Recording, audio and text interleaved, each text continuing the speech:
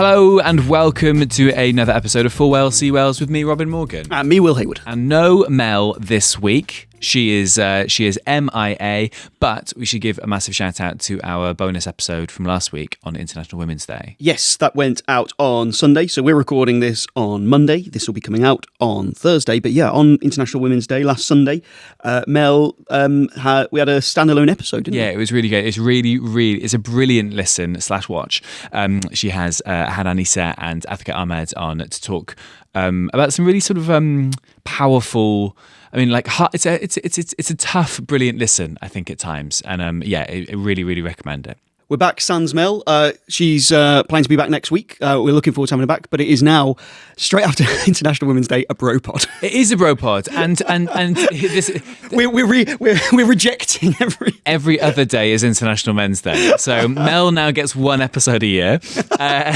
It's also on a week where me and you played five-a-side football a couple of days ago. We did. I got a text from you in the morning saying, "Mate, what are you doing tonight?" And I was. You were there shaving, putting some aftershave on. He's finally asked me. Finally, all my hints are paying off. No, you invited me to come play football with the lads. With the lads/dads. Lots of dads from my kids' school, in 30s and 40s. I think the age range is. Yeah. But no, you were very good, and you tried very hard. And I like that because I'm I reckon like a 5 out of 10 footballer, but I run until the end. And I think both you and I we're big runners. I think I'm an 8 out of 10 footballer without the ball, and I'm a 2 out of 10 footballer with the ball. I'm a natural defender. Okay, good. You were very good. The only sort of thing we should mention about this is that I took a ball to the face, not a euphemism. I took a ball to the face halfway through, and I'm not sure if you can see. Cut my eye. My glass. Can you see, producer Darryl? These glasses, firstly, look at that. I can now wear a monocle throughout the entire podcast, and it smashed into my eye. Did I stop well? You stopped for a few minutes while you looked for the lens. While you looked for the lens from your glasses. Never before have I felt more like Milhouse from The Simpsons. Tread softly. You've got studs on. Can you just stay away? It's really hard to feel like, because when you injure yourself and everyone is like, if you fall over or trip and everyone's like, "Are you okay?" It's hard to feel really masculine and alpha. We're like, "You've broken my glasses." Yeah, I'm really you're sorry. like, I'm fine. I was fine. You were. Do you know what? It was, I think if you're going to get hit in the face and your glasses are going to break, it helps if you bleed a bit. Oh, yeah, no, it was good. It's because you had a little bit of blood coming down, and I was like, oh, yeah.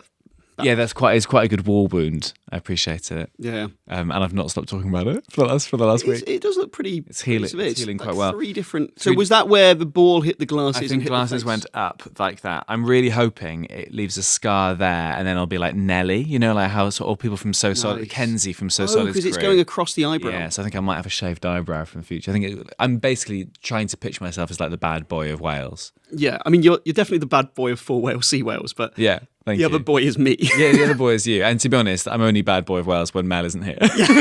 She is the bad boy of For Wales, See Wales. She's definitely our enforcer. She is indeed. Should we talk Welsh politics? There's been so much. Let me just talk you through the last week up to this point. So on Friday and Saturday, it was the Plaid Cymru conference, which I was at, covered extensively. We then had the live show last Sunday, which was in Aberystwyth. Then Monday morning, it was in Newport for the launch of the Welsh Labour. It wasn't the manifesto, but launched the Welsh Labour campaign at Newport Market. Uh-huh. The next bit is not to do with politics, but I then had to get a train to London because it was my dad's birthday, and I took him to see the producers. Beautiful stuff. Which is fantastic. Great stuff. Tuesday morning, it was the Welsh Conservative Manifesto launch. Now, this was a manifesto launch, and this was at St David's Hotel in Cardiff. And as I understand it, so we didn't know this was happening until all the hacks got an email 24 hours before at the Welsh Labour campaign launch, where the Tories basically sent an email going, "Yeah, tomorrow we're launching our manifesto. Be there."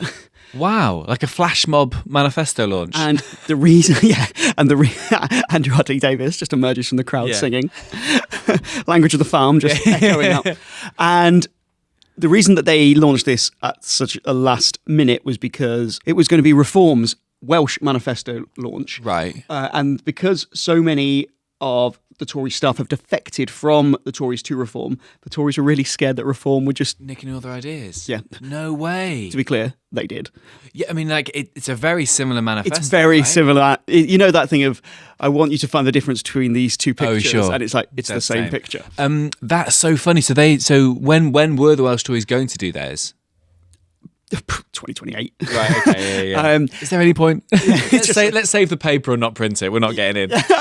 So they announced, so it was Labour Monday, Yeah. Tories on Tuesday. Is that the worst Craig David song ever? And then it was Reform on Thursday. They didn't let me go. Yeah, you didn't get the invite. No, I didn't get the invite. And when I tried to invite myself, they wouldn't let me. That's such a shame. Did you think about doing it as a fake name? Yeah, what would my fake name be? It would be Bill Hayward. Bill Hayward. I actually used to go under the name Liam Ward because it's the last 4 letters of both my names. Liam Ward. That's nice. It's ruined a lot of my aliases. Yeah, and passwords. Yeah. yeah. We're going to talk about Reform because there is so much to say about the Reform manifesto launch. A lot of it very funny, but let's start with Labour. Yeah. So, held it in Newport Market. Yeah. We're actually recording about 2 minutes from Newport Market down right there. now. Yeah, the Hayman office is not far away.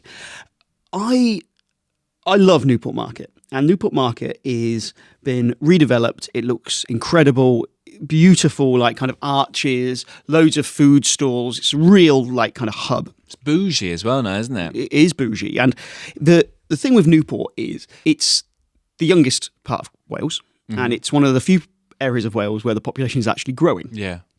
And it's this, I think Labour did it here because it was this idea of something that's long established but has been renewed. Okay. I think that's the message they're trying to put across, isn't it? Because we've talked about it. Linda Morgan's got the very thankless task of trying to Trigger's broom.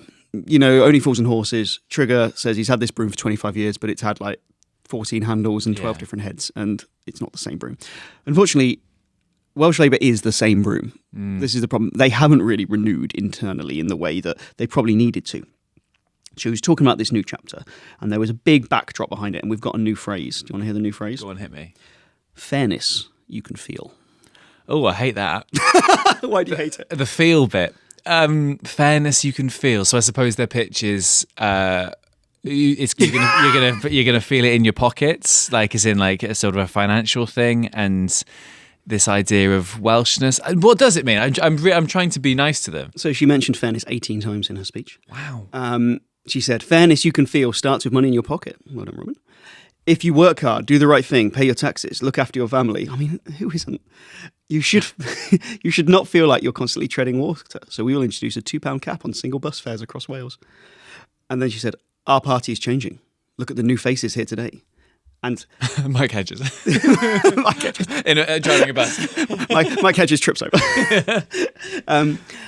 Look at the new faces here today. And the tests facing this generation has changed too.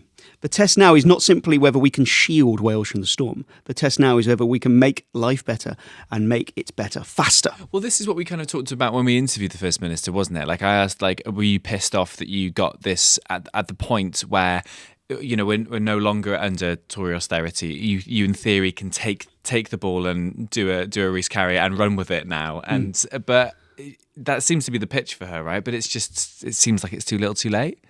Well, she said, fairness today cannot mean permanent patience. It cannot mean bear with us. It cannot mean it's complicated. It cannot mean come back in 5 years. Well, I think we can we can definitely agree with that. They're not going to be there in 5 years. Fairness today must mean progress you can see, progress you can measure, progress you can feel. Oh, I don't like the feel thing. She was backdropped by a massive Welsh dragon, a large canvas that said a new chapter for Wales, and then that it's a short chapter, and that was backdropped by these beautiful arches. But the kind of point I made in the newsletter was the problem is the real backdrop to everything she says is the last 25 years, and I just feel like this isn't enough. And I want to talk to you about one of the policies which they talked about, which was homelessness. She said, if seeking power means anything at all, it should mean prioritising those who have the least. And so we will end homelessness by 2034. And we will set a clear milestone. No child in a bed and breakfast accommodation by 2030. No child should grow up without a stable place to sleep. These are not sound bites. These are red lines. These are values closest to our heart. So, to reiterate, no homeless by 2034. Yeah. 8 years, no homelessness. No kids in bed and breakfasts by 2030. Just to clarify, in 2021, the Welsh Government released their high-level action plan to end homelessness by 2026. They now are standing up and saying that they will definitely end homelessness by 2034. But can I just explain why this kind of rings a bit hollow? When we talk about no children in bed and breakfasts by 2030, I interviewed her afterwards and I said, so to be clear, are you saying that there'll be no children in temporary accommodation by 2030? And she said, no, bed and breakfasts. Right. There will be no kids in bed and breakfasts. Now, we're going to put this graph up on the screen in a second, but bed and breakfast is not the main place where children in temporary accommodation are housed. So let me just explain about temporary accommodation. So when people become homeless, the local authorities have an obligation to house them. They have to find somewhere for them to stay, and they end up going into loads of different forms of temporary accommodation. So it can be hostels, it can be hotels, it can be bed and breakfast, it can be refuges, it can be caravan parks, it can be holiday accommodation. Yeah. Like they put people in loads of different places. The issue is with kids going into temporary accommodation in any form is that obviously it's really, really bad for their development. It's a really unsettling environment. Kids need that security. It also often means there's rules about it. So kids can't have like family over to play, like have friends over to play, stuff like that. It's really negative for them. Now, this commitment from Eleni Morgan was no kids in bed and breakfasts. So take a look at this graph, and I'll explain it for audio listeners, but if you're on YouTube, you'll be able to see it.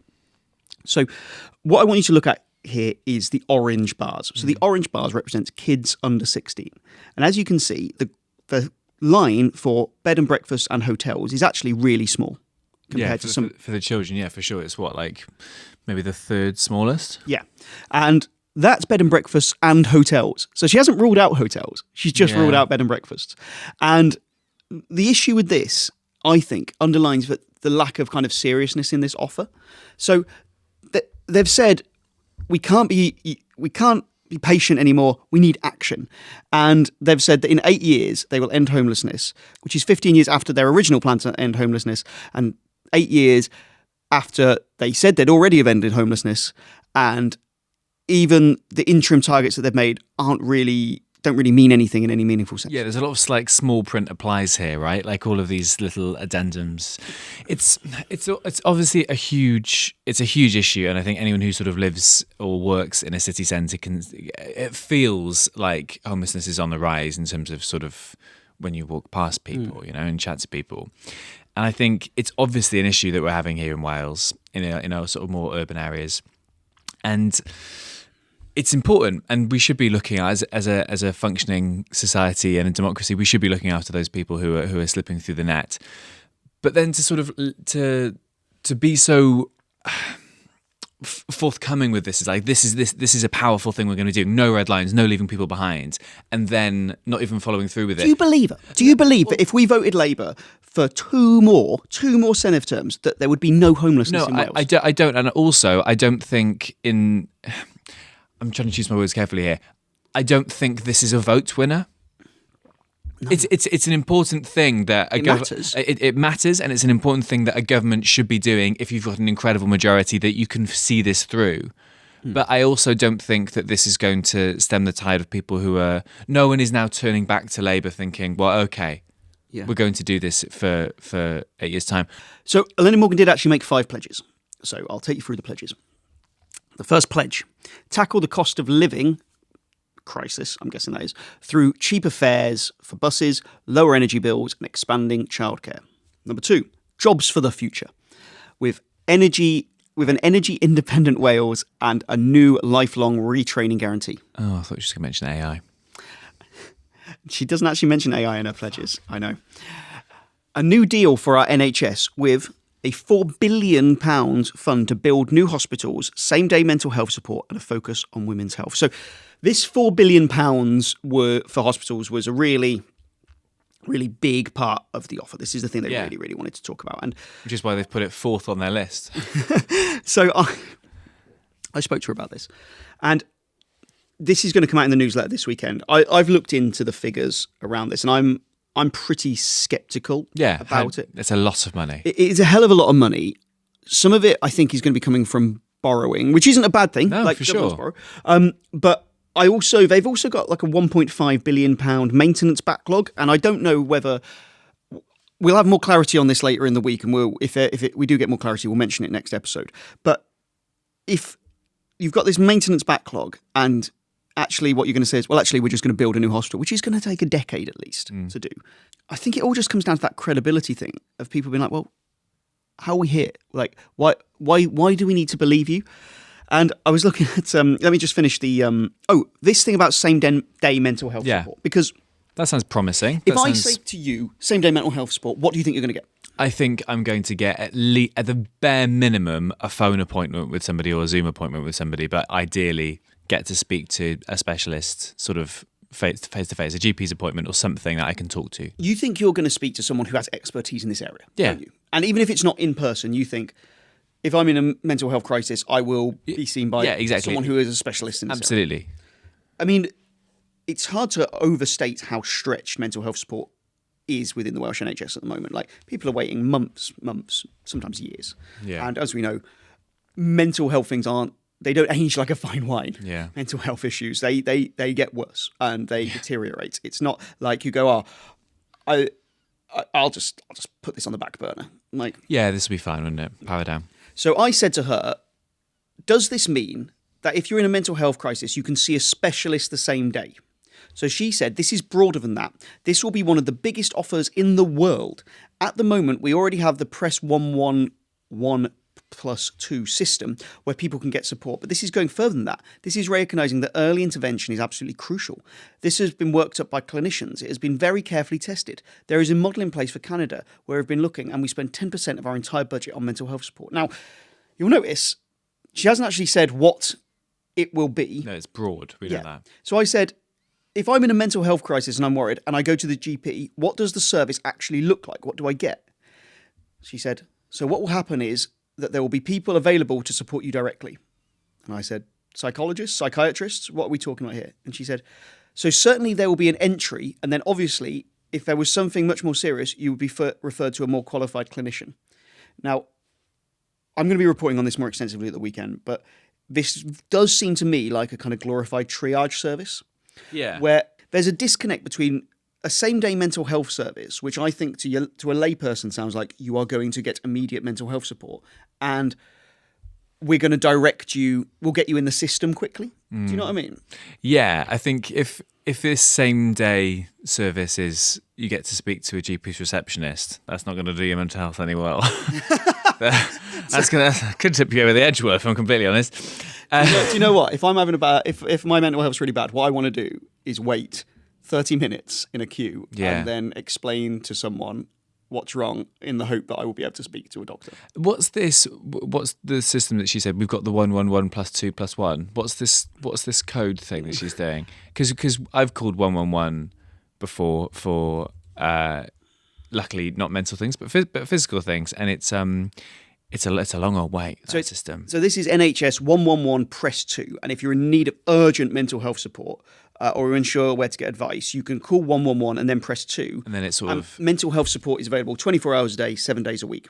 Okay, I wasn't aware of that. It is a good thing that this is there, but it's important to note this is not a counselling service, and they will not be able to undertake like medication reviews or review existing appointments. And if you're already seeking mental health support within the community, you should be still using that as your first point of contact. But it's essentially a way of assessing and signposting advice. So we already have that, and I don't really know how much this is going to expand on it. And the reason I'm still sceptical about it is because I asked her how much more this is going to cost, and they said they're just going to use it by reallocating existing money in the mental health budget. So we will come on to more details about this. All of this seems like stuff you're like, okay, good, but none of it felt like kind of, wow, this is going to turn the tide. This is going to reverse the polls. But do you think that any parties have those policies? I mean, we're going to get onto reform in a second, who are obviously kind of like, those things you're angry about, they're gone. That's the vibe of that. But do you feel like Plaid have those policies? I know like they led on childcare a few months before their manifesto even came out. So I think they think this childcare thing is the silver bullet. But I'm not seeing much which is, oh wow, that's what I'm voting for. I don't see much that in any of the party manifestos where you think, blimey, that's going to deal with these long-term entrenched issues. But also, is that because they can't? You can't.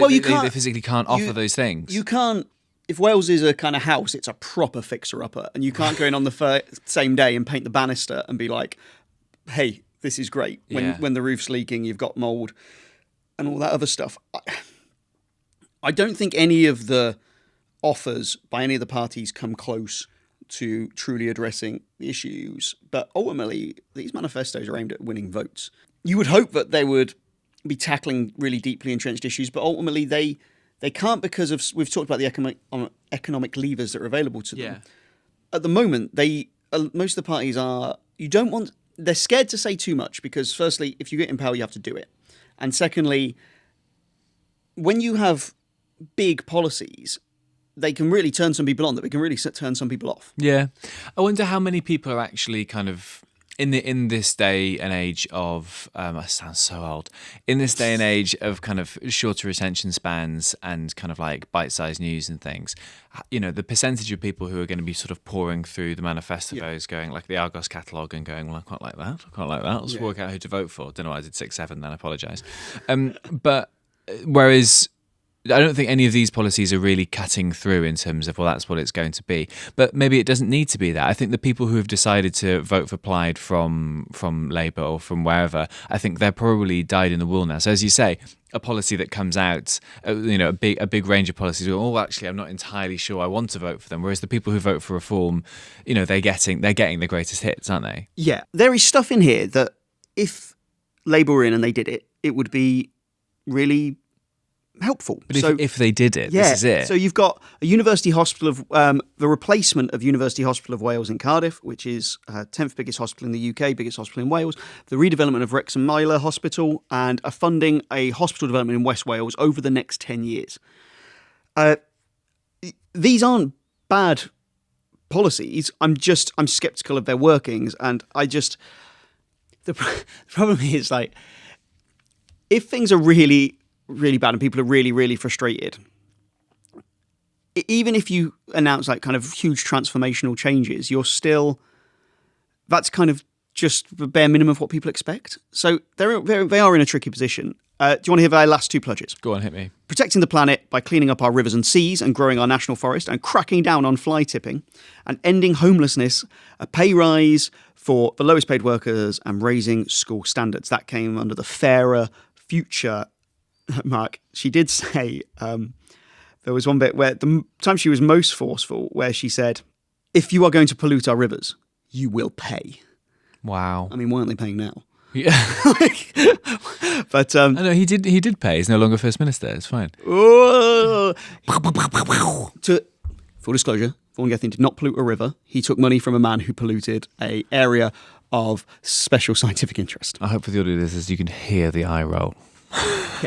Robin's eyes just rolled straight into the cut above his eyebrow. Yeah, that's it. So that was Welsh Labour's offer. We'll talk a little bit more in detail about some of the stuff next week.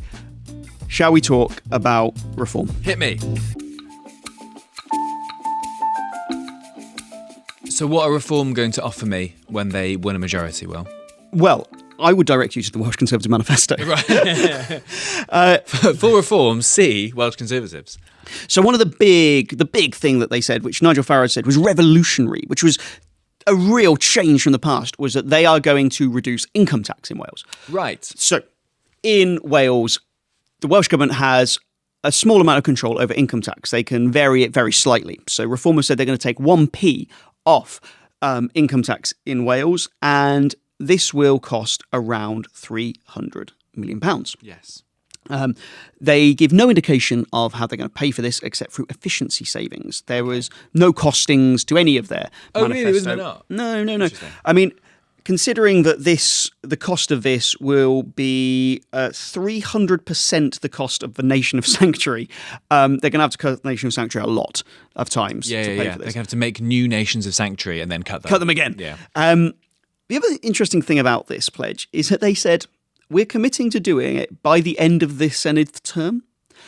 So actually, they won't be doing it during their actual time in office. It'll happen Right. towards the end of their Sure. 4 years, which also doesn't help anyone because you're not cutting it during the period where you're in power. It also passes on the cuts to the next government, whoever forms the next Welsh government. So it wasn't particularly revolutionary. There was one line which I was really bemused about.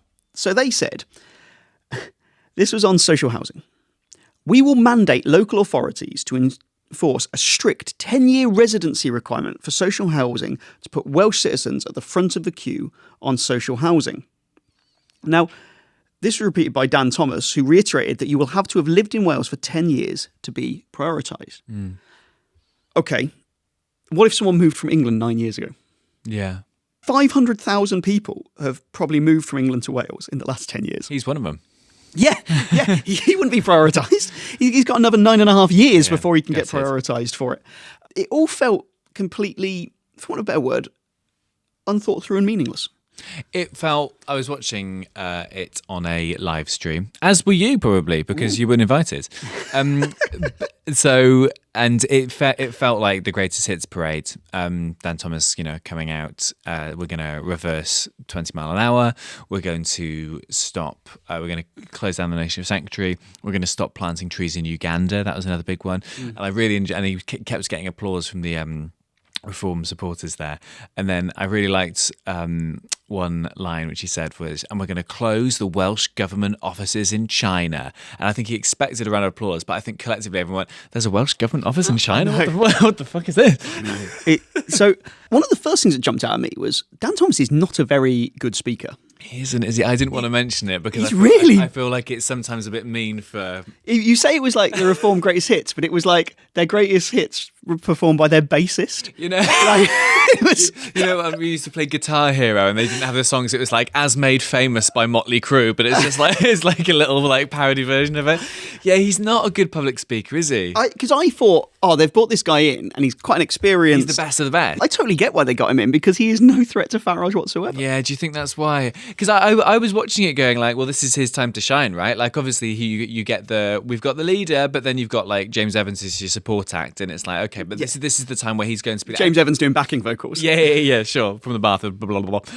But I think this was his time to shine. He's in charge of policy in Wales. This is his thing, right? Like, and then he wanted to separate out that, like, no, Nigel runs the UK party. I am Mr. Wales, but yeah, he's not got like. No, it was a lot of the chat, is just he? a bit of a wet blanket, I thought. Yeah. Do you know who's also not Mr. Wales? Maybe you've got to be in the room. Yeah, maybe if I'd have been there, his aura would have washed over me. Live. Do you know who isn't Mr. Wales? Nigel Farage, who spent the first, I counted it about 7 minutes of his speech talking about Iran. Oh right, okay. Yeah, he was mainly talking about like Saddam Hussein and Gaddafi. What was his vibes on that? So he begun with the phrase, "This is a big day for us and a big day for this campaign." But before I talk about Wales, Dan Thomas and our manifesto, I might want to spend just a couple of minutes on international affairs. He then talks about Iran, Keir Starmer, suggesting that Gorton and Denton by-election had been rigged. There has never been an election that Nigel Farage or Reform has lost, which hasn't apparently been rigged or fixed. Yeah. Did you see it when they signed their manifesto? I didn't see this, no. So after Dan Thomas gave his speech, and everyone had kind of jolted awake again, him and Farage signed a copy of the manifesto. So, like when you get married and you sign it at that's very cute. It was very, very cute. And get a photo of it. Have you seen the front cover of the manifesto? Yeah. It's so clearly an AI generated image, isn't it? Yeah. So there's a few things on there that's worth mentioning, I think. So 3 maybe. two of the 3. There was 2 versions of the manifesto. So there was the one, because I wasn't allowed to go there, very handily, lots of journalists and lots of other people who were going, whose names I won't mention, sent me immediately copies of the manifesto. And pictures. Thanks, James Evans. Thanks very much. Cheers, James Evans. And the copies that were distributed en masse had family, community and country, and then they had them written in Welsh as well. There was a second version, which Dan Thomas and Nigel Farage held up, which actually had the incorrect spelling of 2 of the 3 Welsh words on it. Look, anybody who's listened to this podcast or read any of my journalism knows that I am in a very, very glass house to criticise people's knowledge of Cymraeg. Like, I am not by any means a fluent, or even competent Welsh speaker. I'm not even a very good Welsh pronouncer. I try really hard. Yeah, you do. But I'm not very good at it. Sure. I'm trying to do better. What I would also say is I am not running for office in Wales. And if I had written a manifesto for Wales, I had, millions and millions of pounds in oil money, I would have spent a little bit on just getting someone to give it the once over. I mean, even just ask Welsh Dave to read it. So the one that they held up and signed had the mistakes on. Yeah. They clearly got them printed, realised, oh no, this is wrong. Let's get some proper ones printed that are correct. But then they forgot to throw away. Yeah, sure. Ones. Yeah, I mean, I've worked on lots of telly shows where like, version 8 is in the prompter. We've got to go to version 9. What's going on here? I also would suggest that they don't care. And the supporters do not care about this in any way. I think that is something that the Welsh-speaking community might be pissed off about, and it shows, as you say, like a lack of respect for the language and for the nation which they want to lead. But I don't think no Reform supporter will go, "Oh, that's a bit annoying." I would argue. So I agree with you. I think what is interesting, though, is stuff like this, I think, puts a real ceiling on reform in Wales. So More in Common did some recent polling, where they didn't just ask people who they were going to vote for. They also asked them who you would consider voting for. Okay. So you could say, I would vote Reform, but I would consider voting X, Y, and Z as well. Yeah. The party with the highest ceiling in Wales was Plaid Cymru. So Reform came out with the most voters, but when you added together voters and people who would consider voting for them, Plaid were ahead. That's interesting. Reform had, fairly comfortably, the lowest amount of people who would consider voting for them who are not already voting for them. Sure. So we've always talked about this. If you are a Reform supporter, you're second best. You're not going anywhere else, right? You are dyed in the wool. I'm a Reform guy. Yeah, and so feel free to clip that out of context and use that for Robin Morgan. Robin Morgan says. Before we get into, we criticised Plaid Cymru for their plans to have plans. Yes. I mean, Reform have taken this to a whole new level. Do you want to hear some of their plans to have plans? Yeah, go on. We will develop a fully costed integration framework between health and social care with clearer accountability. So they're going to develop that. They haven't developed it, but they're going to. That's in their manifesto. You can take that to the bank. Yeah. We developed it. Once they've developed the bank. The Development Bank of Wales. We will conduct a Wales-wide consultation and develop a strategy to protect our rivers. Okay. In consultation with the industry, Reform will develop a national tourism strategy. Councils will work with local education authorities to expand vocational and technical pathways for young people. Reform will increase funded training places for doctors, dentists and nurses. Not a lot of detail there. Public awareness campaigns for blood pressure, diabetes risks and early cognitive decline will promote healthier lifestyles without mandating nanny state policies. Were they at a word count that they needed a hit? None of it means just anything. chuck this stuff in there, okay? Diabetes? No, we need 3 things we're doing this for. Come on. I love we need to tackle diabetes and high blood pressure in Wales, but we can't be a nanny state. It's not woke. So don't worry, we're going to do a heavy leafleting campaign. Yeah. I'm going to talk about their hostility to journalists in a second, but I do just want to mention the stuff Nigel Farage spouted around climate change was absolutely disgraceful. Was he going full? He was asked by the always excellent Andy Davis from Channel 4, "You've said you will scrap net zero in Wales. How do you square that with the long-term projection that climate-related damage could cause significant harm to UK GDP by 2070s? Good question. So, firstly, this was met by boos from the audience. Boos, question about scientific fact, met with boos. Respect democracy, excellent. Nigel Farage responded, "Well, if you actually look at it, in the 1970s, global temperatures were cooling. There were concerns about a future ice age. Since the middle of to the late 1980s, global temperatures have been rising. You're right, it's rising. It's rising by roughly 1/4 of a degree every decade." By the way, that is terrifying. He didn't. That's me. Yeah. That's pretty accurate scientific measure of what's been happening over the last 35 years. It's not unusual. When the Vikings went to Greenland, it was green. That's why it's called that. We had cold periods when elephants walked across the Thames at Blackfriars. The climate is always changing. The debate is it man-made CO2? And is it man-made CO2 changing the environment? The other phenomenon, by the way, in the 1980s is global greening. Because there's more carbon dioxide, there's more green stuff on the planet. So it isn't nearly all catastrophic. isn't nearly all catastrophic. Yeah, that's nice. Get that on a t-shirt. It all depends on what part of the world you live in. This, I think, sums up Reform's attitude to, fact. All I would say on the science is, I don't know. All I would say on the science is, I don't know. Well, why don't you fucking equip yourself to know about the biggest problem facing the country?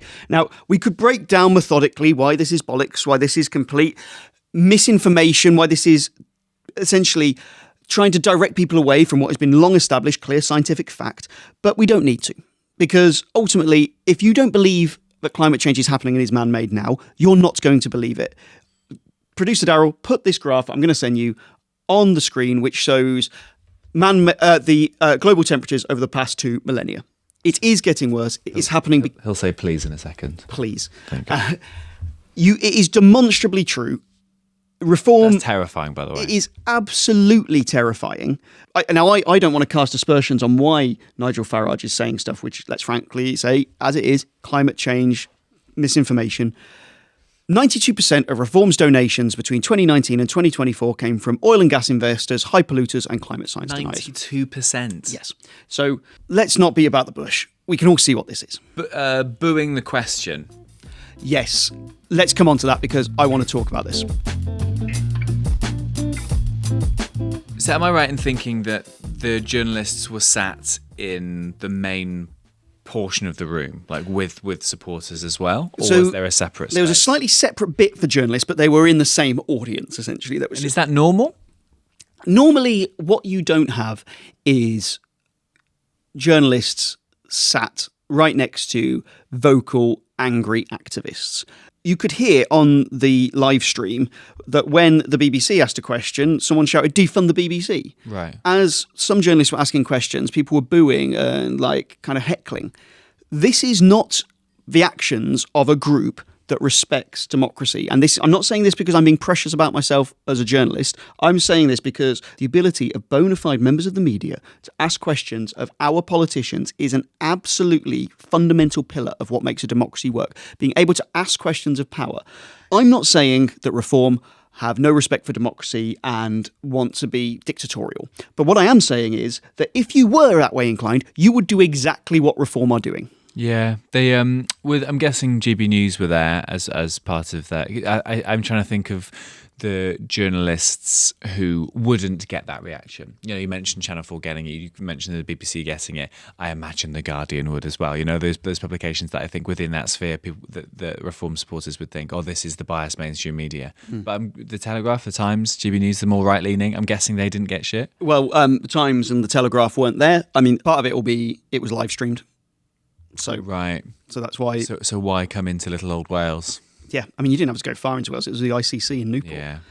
So you weren't allowed in? No. So, as I said, I attended the events for all of the other major parties. I didn't even realise this was happening because Reform have taken me off their mailing lists. So I got told by other reporters about this event. So I and Ryan, who I work with, messaged and said, "Oh, can you provide us with the link to apply for accreditation?" They didn't reply. I WhatsApped directly senior members of their organisation. Yeah. I spoke to staff within the Senate about it. They were very fully aware that we were trying to apply for accreditation and wouldn't give it to us. So, and did they have to, or did they give reasoning or rationale for that? They didn't directly in a formal comment, but some senior figures on social media said that they didn't think I was a real journalist, so and I was a bad faith actor. I don't really want to go into it too much because actually it's not really kind of about me. Like I still could cover it. I think it's really concerning kind of journalistically. I don't want to be reporting based upon a live stream provided by a party. I want you want to be in the room because that's how you provide proper scrutiny and coverage. But I think more broadly, the reason why I highlighted it wasn't kind of a personal thing because I was like personally upset I wasn't able to go to the Reform conference because ultimately it's a hell of a lot easier to get that stuff turned around and put out if you're doing it from your office. Yeah. On a live stream, it's actually much easier because you can just clip video, you can do everything a lot quicker. I think the reason I think it was important to highlight it is because, as we said before, that a fundamental pillar of democracy is the ability to be able to question your leaders. And I think we talked about Reform being outraged that some students at Bangor University wouldn't organise an event for them to debate. And then the same party who said they champion free speech was kind of too scared to allow people to go and ask tough questions. I think, I said this on social media, like, who would have thought that a group of such proud patriots would actually be such cowards? Right, yeah, I think, you've seen sort of allegations of, who are the real snowflakes, this kind of thing, like you can't take the criticism. And, for people who really purport to support free speech, and it's such a tricky one. You see it across the media. They don't put people up for panels that often. They don't put people up for debates or for, I think it'd be interesting. They've got a Welsh leader, those leadership debates, which I imagine are going to be like announced soon, like which channels get them and stuff. We've always put like calls out wanting to chat to someone from Reform. I think that they are the only party who we haven't interviewed. Yep, we've had everyone else on. If they wanted to come on, when we've interviewed everyone, we tend to do it in 3 parts. We spend about 15 minutes trying to get to know them. Yeah. We then do 15 minutes of scrutiny, and then we always talk. We do like kind of more broad brush conversation, because I think that's actually also something that people. Yeah. What do you want Wales to look like? But ultimately, Reform. I think if you're going to judge people on what they do rather than what they say, you can't say they're anything other than kind of a little bit scared of any scrutiny. And I think for the party which acts like it's this big combative free speech absolutist bastion of like respecting like robust debate, they're actually kind of wimps. Thank you very much, Will. I'm glad that we didn't ban you from the studio this week like we did Mel. Hopefully see you back next week, Melanie. Yes, anything you want to mention? My tour is still, I'm about halfway through the tour. The Welsh dates that are coming up are Monmouth, Llanelli, Bangor, Cardiff. I think that's it. And then I've got some English ones as well, if you fancy going to those. So tickets are on my website. I'm really enjoying the show. I think it's the best show I've ever written. I'm really, really proud of it. Oh, nice. It's really, really fun. I have some tickets. I'm going to come see. Yes, please. Thank you very much. What would you like to talk about? When this comes out, it'll be Thursday. Yes. On Friday, my book is out. That's so exciting. So Who Cares About Wales? It is a forensic breakdown of why you need to be angry if you live in Wales, but why you need to be angry with the right things. It basically looks at how Wales has been uniquely shafted within the UK, both by politicians in Westminster, by its own government, and ultimately by ourselves. So hope you commit to buying that. It is you're reading it at the moment? I'm reading it at the moment. I've just read some of the reviews as well, which are great. It's really great, man. Thanks, mate. You should be really proud. Cheers, dude. And we have great news. What's the news? The news is that we are doing a live show. Another live show. This will be our 4th one.